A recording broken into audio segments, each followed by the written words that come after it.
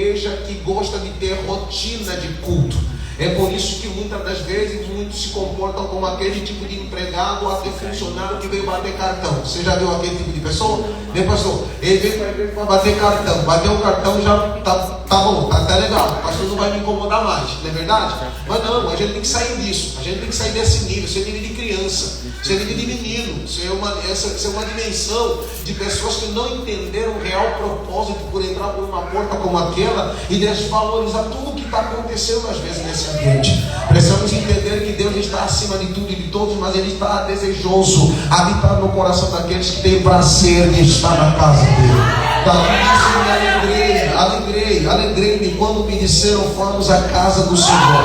Eu não sei se você tem alegria de estar aqui, não sei qual foi a sua motivação, não sei como foi o seu dia, não sei como foi a sua tarde, chuvosa ou não, difícil ou não. A Bíblia vai dizer que alegrei-me, ou seja, esse não é um lugar de tristeza, esse não é um lugar de tristeza. Aqui não tem um velório, aqui não é lugar de mortos, aqui não é lugar de gente que veio, parece que visitar um defunto. Entende? As coisas estão acontecendo no mundo espiritual e tem um gente que fica ao léu, ou seja, vagando. Amém? Que não sabe onde está, para que está, e muitas das vezes você se perde. É por isso que você não recebe às vezes o que Deus tem a lhe dar. E depois pergunta: por que Deus deu fulano e não me deu para mim? Por que Deus fez na vida de fulano e não fez na minha vida? Por que Deus operou na vida dele e não operou na minha vida? É simples. O nível de entrega é a demanda que faz Deus agir na vida de cada um de nós. O nível de entrega determina o que você recebe. O nível de entrega determina o que você está na presença de Deus. Então você precisa perceber claramente que o seu nível de entrega é tão quanto importante quanto a sua adoração, quanto o seu louvor e tudo que você faz na casa de Deus. Alguém entende? Diga amém. Alguém entende? Diga amém. Fala comigo assim: o poder e o propósito das escolhas. Fala comigo: o poder e o propósito das escolhas. Ao olharmos para a Bíblia Sagrada, percebe-se que esse livro vai conectar uma realidade. E a realidade que vai conectar é de que Moisés é morto, tem o seu sucessor que é Josué, e a Bíblia vai dizer que Josué, depois de ter vivido o tempo que ele pôde viver, ele morreu. Só que a Bíblia vai dizer que na liderança de Josué, ele não constituiu um sucessor, ou seja, alguém que desse sequência na sua jornada, alguém que desse continuidade no seu ministério, alguém que desse continuidade na sua liderança. Porém, de todas as vezes quando se estuda sobre liderança, se vê na vida de Josué um tipo de líder que ninguém quer ter, ou seja, aparentemente ninguém quer ter. Por quê? Porque pelo Deus foi ordenado, mas ele não teve como capacidade de transferir o que Deus lhe deu a outra pessoa.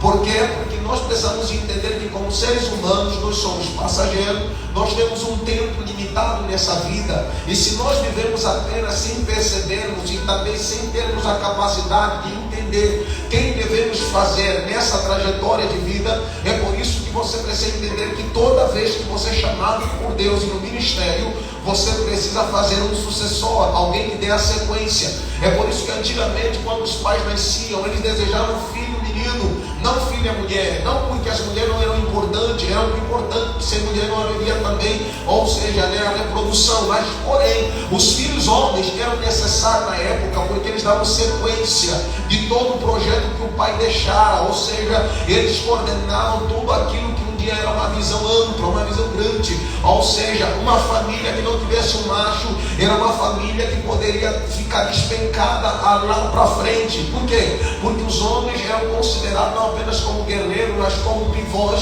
que dariam continuidade do sonho, do projeto, do plano que os pais haviam deixado. É por isso que você vai ver que todo pai, quando ele tem um grande projeto, tem um grande sonho, ele constrói um grande império, ele sabe que um dia ele vai partir, e neste princípio de partir, ou seja, de morrer, ele tem que deixar alguém maduro, alguém capaz, alguém suficiente para entender aquilo que ele um dia fez. É por isso que você vai ver que dentro da sociedade, por que tem muitos ricos que deixam herança, os filhos se tornam pobres? Porque os filhos nunca se interessaram, nunca se importaram em poder lapidar seus conceitos, em entender a motivação do pai, para que eles pudessem produzir algo depois que o pai pudesse partir. Tem filhos estragaram a vida da família porque não conseguiram dar sequência. Então, igual aqui na Bíblia, Josué não conseguiu estabelecer alguém que pudesse suceder a ele. E você sabe que todo líder que Deus levanta, ele vai exercer pelo menos 5 funções. E das 5 funções são 3 cruciais. Primeiro, ele é um homem de Deus que Deus estabelece no meio do povo. Segundo,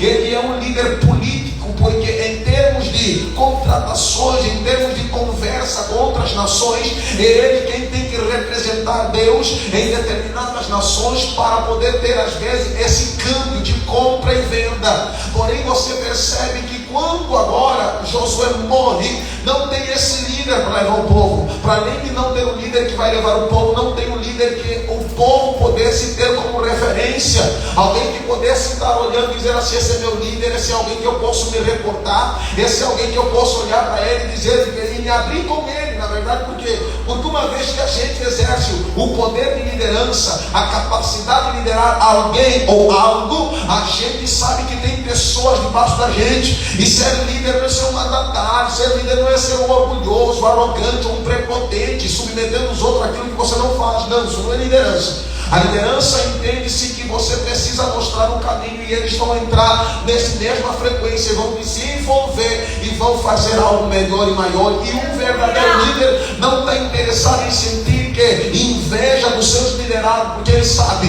uma vez que os liderados crescem, uma vez que os liderados avançam, é ele que está avançando com esses liderados, é ele que está avançando com essas pessoas, e isso é gratificante. Ouça, há tempos atrás eu estive conversando com um amigo e ele disse assim: por que no Brasil tem a mania, aqueles que se acham os tais, os profetas, aqueles que se ouvem, que veem tudo, veem anjos, veem não sei o que, por que eles não conseguem compartilhar esse conhecimento? Por que eles não conseguem ativar outros meninos para entrarem nessa mesma frequência? Há uma arrogância, há uma prepotência, há uma autoexaltação no coração de muitos. Por quê? Porque o verdadeiro líder é aquele que consegue transferir a visão que está no seu coração, o entendimento, o conhecimento, a sabedoria. Ou seja, reportando para isso aqui, deixa de fazer entender. Quantos aqui tocam um instrumento? Levanta as tuas mãos. Quantos aqui tocam um instrumento? Para além deles que já estão aqui, quantos que estão aqui embaixo tocam um instrumento? Eu te pergunto, esse instrumento que você toca, você já procurou ensinar alguém? Quantos tocam um instrumento? Levanta a mão. Deixa eu te fazer uma pergunta direta. Você já teve por motivação ensinar alguém? Ou você só quer que isso fica com você? O maior problema do orgulho humano é quando você não tem sensibilidade de transferir o que você sabe. Nenhum líder cresce se não transferir nada. Você nunca vai crescer se não aprender a transferir. Deus nunca lhe dará coisas novas se você não entregar aquilo que você já tem. Vou repetir. Muitas das vezes você não avançou na vida, você não cresceu na vida, você não evoluiu na vida, porque você não conseguiu treinar com o pouco que você tem alguém. Porque quando você treinar alguém com o pouco que você sabe, Deus lhe acrescentará além daquilo que você tem. É por isso que você vai ver que Josué é um tipo de líder que ninguém quer ter, porque ele não transferiu nada para ninguém. Ele liderou bem por um tempo, ele governou bem por um tempo, mas na sua morte ele não deixou ninguém, ele não transferiu o que estava no coração dele para a vida de alguém. E isso é um pecado. Vou te explicar melhor. Quantos pregam muito bem? Várias pessoas. Quanta gente canta bem? Várias pessoas. Pergunta: você já ensinou alguém a cantar? Você já ensinou alguém a pregar? O horrível é estar dentro de uma igreja onde tem, como fala, os grandes jogadores, mas a equipe é disfuncional. Porque se nós queremos jogar para o gol, nós precisamos entender que todos são necessários. Sim ou não? Sim. Sim ou não? Sim. Quem gosta de futebol, levanta a mão. Quais são as posições mais importantes num campo? Se você sabe de futebol, quais são as posições mais importantes dentro de um campo de futebol? Meio campo, mais volante, mais? Não, já falou meio campo e volante. Vai. O atacante e o quê? O gol. Sim ou não? Se ninguém ficar no gol, o que vai acontecer? Vai entrar, vamos falar assim, assim, vamos botar agora não sei, para não dar mais, não é verdade? Sim ou não? Sim. Sim ou não? Sim. Mas as outras posições que não se vê no jogo, será que elas não são importantes? O nosso problema é que estamos diante de uma geração que eles querem ser melhor. E o ser melhor normalmente nos tira a sensibilidade de cooperar para a equipa jogar para o gol. Aonde se quem marcar o gol não esteja festejando sozinho, mas esteja festejando toda a equipe, porque todos trabalharam, todos cooperaram, todos se envolveram para fazer o gol. Então essa é a razão por que muitas das vezes a igreja não avança. Não existe transferência, não existe afetação, não existe compartilhação. Ou seja, se você quer multiplicar a igreja, você precisa transferir tudo que você sabe para que Deus lhe dê coisas novas. Se você quer entender que Deus quer lhe levar para um tipo de grandeza, para um nível de excelência, para um nível de maturidade maior, você precisa aprender a transferir o que você tem, aprender a transferir o que você tem. Ou seja, por quê? Porque quando se transfere, você está dando garantia de que a obra não vai parar, ela continua independentemente da tua ausência. Ou seja, Deus está querendo quebrar a mentalidade de que as coisas só funcionam com o líder. Deus está querendo quebrar a mentalidade de que as coisas só funcionam quando você toca, quando você canta. Não, tem dia que você vai ter que sentar, tem dia que você não vai cantar, tem dia que você não vai louvar, tem dia que você não vai ter oportunidade. Mas todos aqueles que tiverem oportunidade e você saber que você contribuir para eles estarem lá em cima, você tem alegria no coração. Por quê? Porque se Deus usar o pastor, você sabe, eu contribuir para ele estar lá. Se Deus usar fulano, eu contribuir para fulano estar lá. Se ele toca bem, eu contribuir. Se ele fala bem, eu contribuir. Se ele prega bem, eu contribuir. Por quê? Porque quando eu me sinto participante do chamado de alguém, eu não preciso puxar tapete dele, eu não preciso matar ele, eu não preciso lhe destruir, eu não preciso acabar com ele. Não, eu me alegro e celebro a vida da pessoa pelo qual Deus me tornou parte. É esse tipo de liderança que Deus está buscando, aonde as pessoas, pastor Lucas, se alegram em saber que você está lá em cima e eles contribuíram para você estar. Eles se alegram no dia que você prega, eles se alegram no dia que você canta, eles se alegram no dia que você tem oportunidade. Não são pessoas que estão fechando o coração e dizendo, não, na minha oportunidade eu fico sentado, mas na oportunidade fulano eu vou ficar de pé. Não, não tem nada a ver com competitividade, tem a ver com cooperação. Quando a gente coopera, a gente cresce. Quando a gente coopera, a gente evolui. E quando a gente evolui, a gente se torna melhor.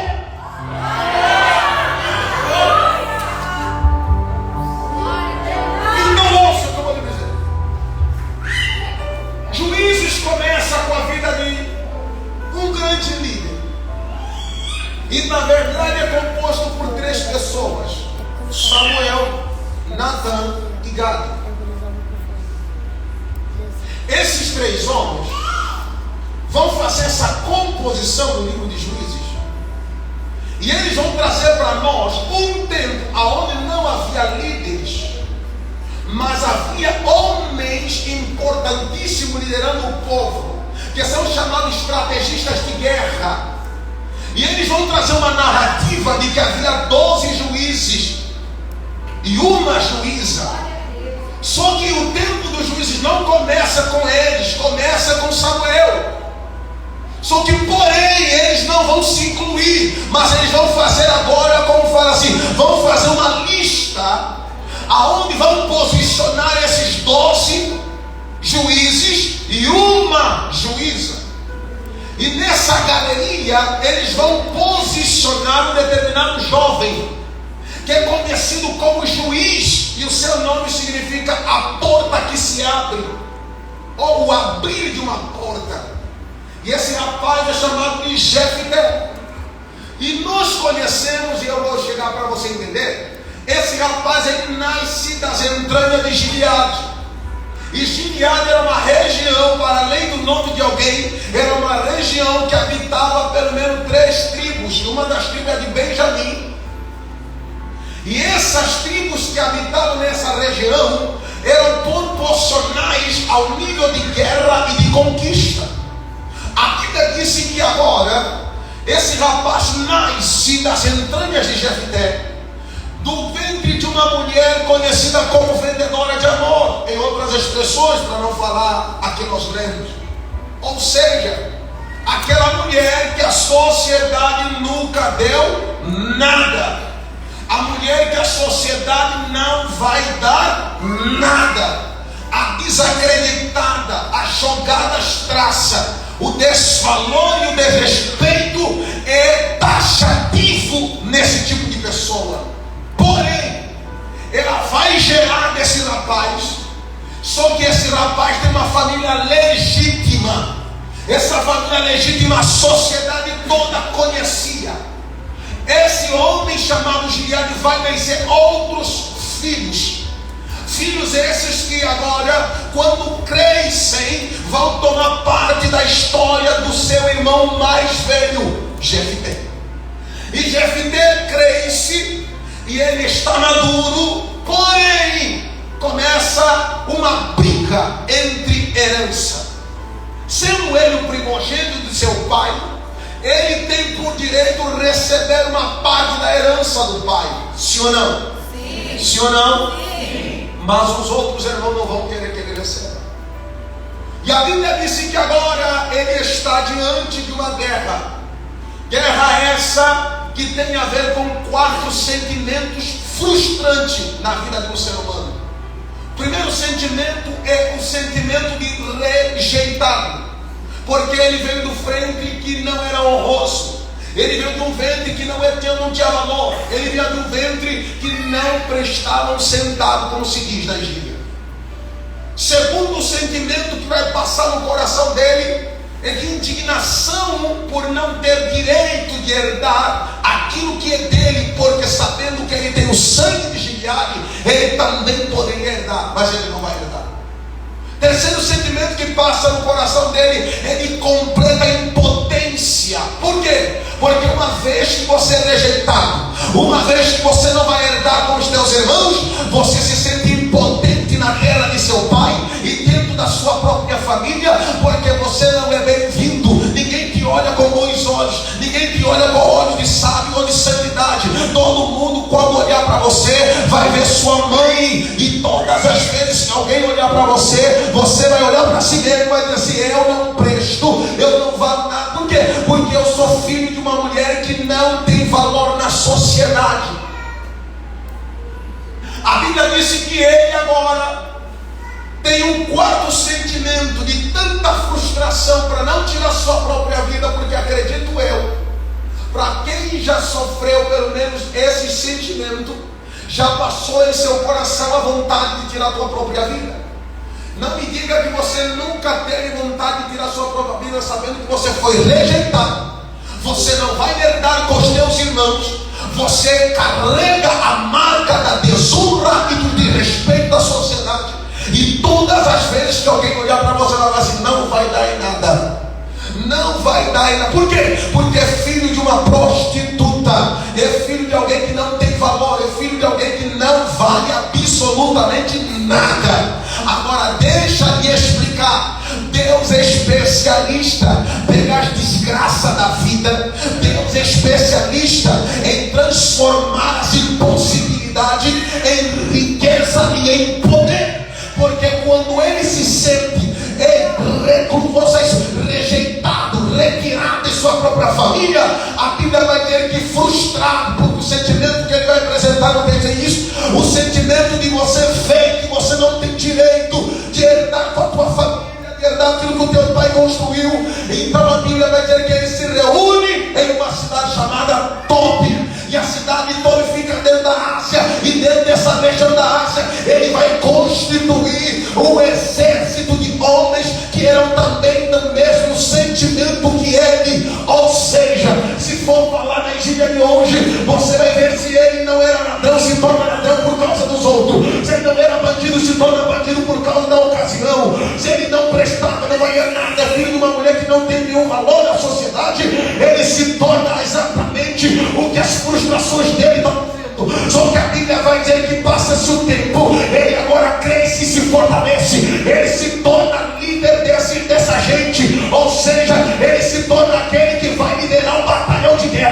Ele vai liderar um batalhão que é um batalhão que ninguém dava nada, que ninguém plantava nada, que ninguém nunca deu legal. Todo mundo sabia que era o batalhão dos desgraçados, dos desvanecidos, alguém que não prestavam para nada, mas só que havia alguma coisa de Deus nesse meio. Por quê? Porque Deus só aparece na desgraça. Ouçam, Deus é especialista, entra nas desgraças do ser humano. Quando o homem natural não percebe a eficácia do poder de Deus em tirar alguém que não prestava, alguém que não valia nada, alguém que não dava nenhum centavo, e torná-lo excelente, torná-lo poderoso, torná-lo rico, torná-lo próspero e levá-lo para um nível que você não imaginava. É por isso que a nossa admiração por Deus é grande, porque quem a sociedade não dava nada, Deus apostou uma moeda. Quem a sociedade não dava nada, Deus apostou alguma coisa. Deixa eu falar para você aqui agora. Eu estou começando assim para você entender. Deus não está esperando a opinião dos homens que não acreditaram em você. Não espere que as pessoas plantem sementes agradáveis no começo de tudo aquilo que Deus mandou fazer. Porque a primeira coisa que você vai receber são rejeições, ignorância. Ninguém vai querer me ouvir, ninguém vai... Ouça o que eu estou te dizendo. Se você é fraco de mente, vai desistir já na primeira etapa. Porque você vai ver que os outros estão subindo, os outros estão crescendo, só que não se admire com os outros voando. O que mais deveria admirar é a estrutura que Deus está lhe fazendo no anonimato. Porque quem não cresce no anonimato, quando cresce no público, cai rápido. Deus está dizendo: eu não estou preocupado com os elogios que você vai receber amanhã. Eu não estou preocupado com os aplausos que você vai receber amanhã. Eu não estou preocupado com os altares que você vai captar e pregar amanhã. Eu não estou preocupado com o quanto você vai ter, o quanto você vai ter, o quanto você vai enriquecer, o quanto você vai prosperar. Eu estou preocupado em trabalhar seu coração para lhe preparar para alguma coisa poderosa nessa terra. Por quê? Porque muitas são as vezes quem nunca se sentiu desse jeito. Olha para mim e olha para você. Quantas vezes a gente se sente impotente, incapaz, se sente tão fraco e fala assim: Deus, o que o Senhor viu em mim? O que o Senhor enxergou em mim? Eu não valia nada, eu não valia absolutamente nada de nada, mas o Senhor enxergou em mim e viu potencial, o Senhor viu capacidade, o Senhor viu habilidade. O que o Senhor viu? Eu entendi uma coisa: Deus nunca vai ver o teu passado, Deus só sabe ver o teu presente e o teu futuro. O diabo é a única pessoa que só vê o teu passado. Por isso a estratégia do inimigo são as tuas fraquezas passadas, são as águas que você um dia já resolveu, e é por isso que ele usa como estratégia. Mas a Bíblia vai dizer que agora está acontecendo uma terra, os filhos de Moab estão entrando dentro de quê? Da terra em que Esmiabe vive. E a Bíblia vai dizer que essa guerra se deu por muito tempo, a ponto de não haver macho alfa de guerrear a guerra dos filhos de Israel. E a Bíblia vai dizer que eles agora se reúnem. Quem se reúne? Se reúne os sacerdotes e vão dizer assim: ei rapaz, a guerra está travada, não tem homem capaz para guerrear, não tem exército dentro da terra, o que tem é bando de frouxo, medroso, é gente que a gente não pode apostar nada, e a gente precisa sair dessa guerra. Como? Como? Alguém se lembra? Tem um rejeitado numa cidade chamada Tobi. Tem um ignorado numa terra chamada Tobi. E a fama dele é terrível. O que ele faz? Ele montou um exército de cabra macho, como fala, cabra do cangaço, sabe? Cara do tiroteio, cara que mata e mata pra valer. É verdade? É. Quem é? Jefté. Jefté? O rejeitado, sim. O ignorado, sim. Porque Deus transforma as tragédias da vida em algo valioso. Eu vim aqui para dizer para alguém: não baixa a sua cabeça só porque alguém não quis te ver. Não baixa a sua cabeça só porque alguém não quis te ouvir pregar, cantar ou fazer alguma coisa. Tua saudação hoje pode ser toda torta, não tem problema. Tua canção pode não ser boa, não tem problema.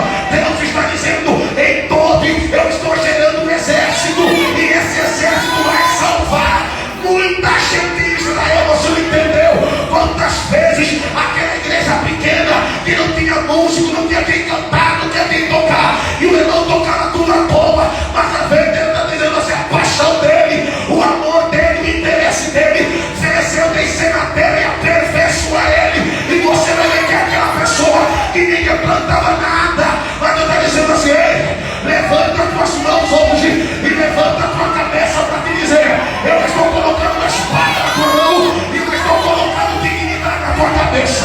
Eu uma espada na tua mão, porque é uma espada, porque a partir de hoje você vai deixar de ser fraco e frouxo. Você se torna um guerreiro dentro daquela casa, você se torna um guerreiro dentro daquela família, você se torna um guerreiro dentro daquela história. Você não vai deixar tua mãe ser humilhada, você não vai deixar a acabada súbia. Tem gente que está dizendo: pastor, a minha mãe foi humilhada, a minha mãe foi pisada, a minha mãe foi desvalorizada. Deus está dizendo: eu tirei você do ventre dela para mudar a história dela, para mudar a vida dela e para mudar a trajetória dela. Deixa eu dizer de novo: Deus não está contando com outra pessoa. É uma prostituta que vai ser homem, é uma prostituta que vai ser alguém que Deus usa, é uma prostituta que ninguém dava nada, mas vai ser o homem mais guerreiro, o homem mais valente dentro de Israel. Toca a voz, irmão, fala: Deus está contando com você hoje. Não, fala: Deus está contando com você hoje. Deus está contando com você hoje. Vou te dizer o porquê. Eu vi e estudei um pouco e eu entendi que tudo o que aconteceu na vida de Jefté foi porque ele teve a tamanha coragem de decidir o que ele queria ser. Vou te explicar de novo. Alguém está comigo? Diga amém. Amém. Alguém está comigo? Diga amém. Amém. Deixa eu te falar uma coisa. Você acha quem vai mudar essa situação dentro da tua casa? É Jesus. Hã? Você vê a tua mãe, teu pai ou a sua família passando o pior perrengue da vida. É falta de comida, finança, é problema, não tem como pagar uma consulta legal. Deus está dizendo: sabe por que eu te fiz nascer? Eu não estou contando com outra pessoa, vai ser você. Eu vim dizer para alguém: nossa, eu vou te dizer uma coisa. Eu vim dizer para alguém que tem coragem. Se não tem ninguém formado na tua casa, você vai ser o primeiro. Se não tem ninguém que fez faculdade, você vai ser o primeiro. Não, eu não acredito. Se não tem ninguém que avançou na vida, você vai ser o primeiro. Se não tem nenhum empresário, você vai ser o primeiro. Eu estou dizendo: se não tem alguém que falou, você vai ser a primeira. Se ninguém casou, você vai ser o primeiro. Eu estou dizendo, em nome do Senhor Jesus Cristo, não interessa o diagnóstico dos seres humanos que nunca entenderam o propósito e o plano de Deus. Eu estou dizendo: se não tem ninguém importante, você vai ser o primeiro. Por quê? Porque a Bíblia vai dizer que Deus mandou levar, ouça isso, levar esse rapaz que vem de todo para dentro da terra principal. E ele diz assim: eu só saio daqui com honra. Tudo que você sai com honra, eu não vou sair de cabeça baixa. Se eu voltar para a terra do meu pai, para a casa da minha família, eu vou como cabeça, não com cauda. Eu vou como general de guerra e não como um pequeno soldado.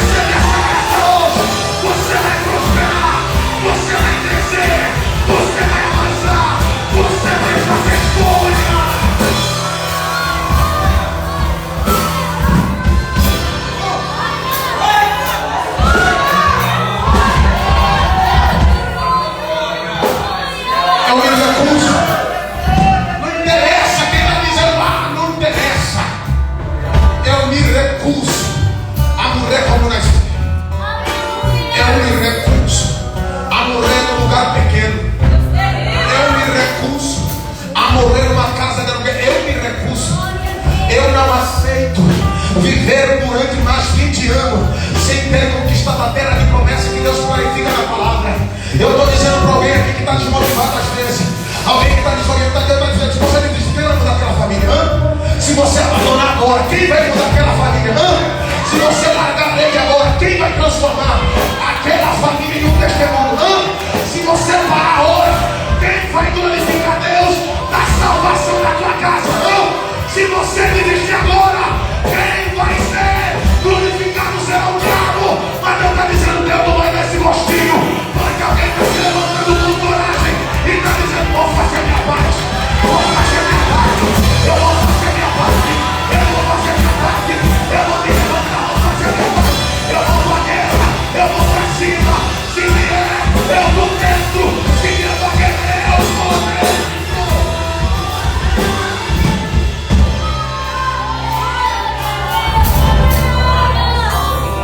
Moça, quem é, Neymar? Um menino que nasceu em uma região pobre, como fala, precária. Olha quem se tornou ele. Anteriormente, quem era o Ronaldo Gaúcho? Quem é Ronaldo? Quem é esse David do Silicinho? O cara da França? O Zidane? Quem era? Ouça! Quem era Messi? Só estou te dando ideia para você não ficar aí. Ai, eu vou morrer, Deus. Eu estou cansado. Eu vou desistir. Não está animado. Vai. Isso é conversa para todo dormir. Vai levantar essa cabeça. Sacude a poeira. Limpa a roupa. Bota o calçado. Fica de pé. Se vier, eu também vou. Se vier para a guerra, estou preparado. Porque não me interessa. Não tem nada a perder nessa vida, amigo. O que eu tenho a perder nessa vida? Nada. Eu já perdi tudo. O que me resta? Deus. Eu já bebi tudo que eu tinha, tudo que eu queria, tudo que eu desejasse. Desde o que eu fume, desde o que eu bebo, desde o que eu vou. Eu já bebi tudo desse mundo. E para que eu vou voltar para lá? Deixa essa conversa para trás. Eu estou dizendo para alguém que está dizendo: eu tenho coragem. Eu tenho coragem, eu tenho coragem, eu tenho coragem. Eu tenho coragem, eu tenho coragem. Vou me botar na minha empresa da minha família. Eu vou aquecer minha empresa dentro da minha família. Eu vou me tornar importante. Eu estou dizendo para alguém aqui que está dizendo: eu vou me tornar advogada, eu vou me tornar médico, eu vou me tornar alguém importante, eu vou ser relevante, eu vou crescer nessa. Deus não nos limitou a um ambiente, Deus nos deu uma atmosfera de possibilidade. Eu venho aqui para dizer para alguém: cresça, seu filho, saia de fome e vá para o teu lugar de honra, saia de fome e vá para o teu lugar de dignidade. Respeito está voltando, a honra está voltando, a dignidade está voltando, porque quando ele volta para dentro da terra dele, ele não volta como foi. Ouça uma coisa: o problema de quem está sendo rejeitado, ele não entende e não consegue tirar vantagem disso. Deus falou o segredo: se alguém te rejeitar, agradeça essa pessoa. Aleluia. Ouça como ele fala: isso aqui é poderoso. Se alguém me rejeitar, aplauda a Deus. Isso é poderoso. Aleluia. Meu Deus, aleluia, Jesus. Um dia rejeitaram Jesus. É, Jesus. Outro dia, Jesus é o Salvador da humanidade. Aleluia. Ouça Glória a como Deus. diz: você não vale nada.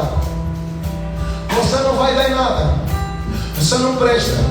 Não bate boca. Vou te dar um segredo. Eu tenho um amigo, em particularmente pai na fé, chama-se Fred. Ele disse assim: se duvidarem que eu vou comprar esse terreno da igreja, se vocês me duvidarem, não vou comprar só o terreno da igreja, eu vou comprar o quarteirão todo. Meu Deus. E alguém duvidou. Eu duvido que Deus me deu o quarteirão. Deus me deu o quarteirão. Ele comprou o quarteirão e disse: se duvidar, vou comprar a rua e vou asfaltar. Alguém duvidou, ele asfaltou a igreja. A igreja, uma igreja em 4.000 pessoas. Ele botou asfalto.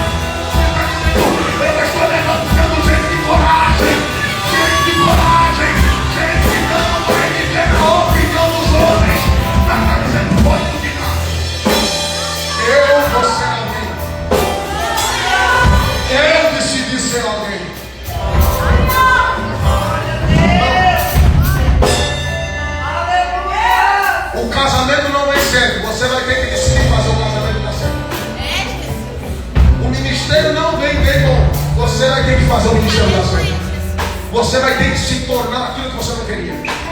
Mas quando você se tornar, pode ter certeza, um dia, quem ignorou que você não seria capaz, vai ser capaz. Agora vou te dar um exemplo. Quando te duvidarem que você não seria nada e que você não teria direito de ser usado e honrado por Deus, constitui a tua primeira empresa. E pode ter certeza que Deus, para humilhar quem falou, vai trazer para ser teu empregado.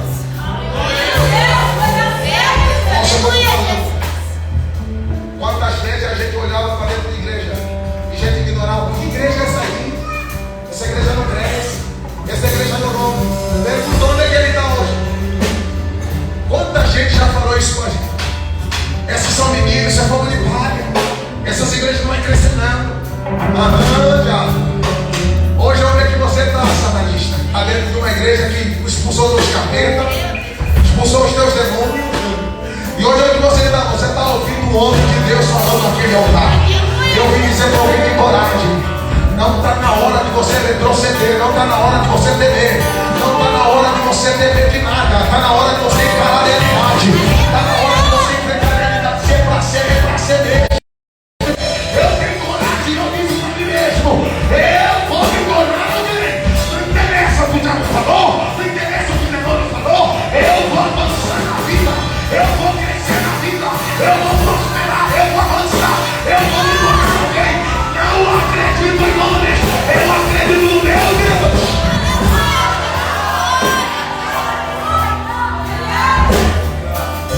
Eu disse. Fazer nascer para mim. Como se fosse pelas minhas imaturidades, muitas das vezes já teria perdido aquelas coisas mais valiosas que você não imagina. Mas eu decidi fazer dar certo. Poderia ser um dia frustrado, desanimado. Não. Agora que faz, tire vantagem da dúvida. Moça, como é que você é testado se é verdade ou mentira se ninguém te duvida?